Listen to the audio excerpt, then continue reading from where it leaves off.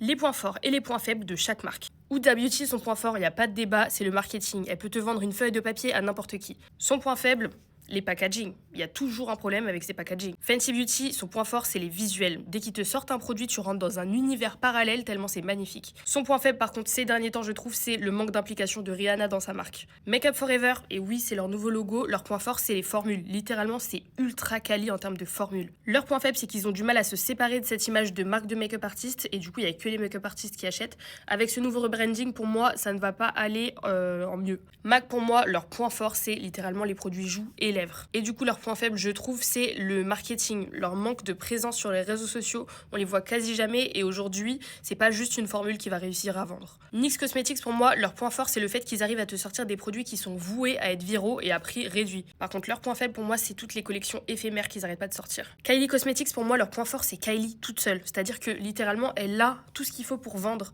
sauf un truc.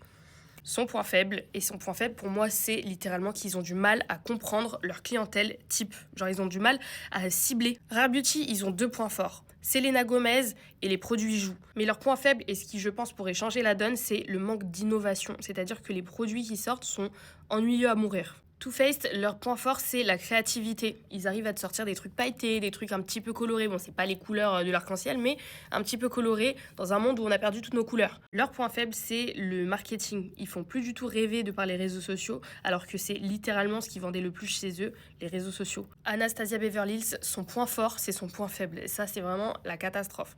Pour moi, c'est le passif, le passé.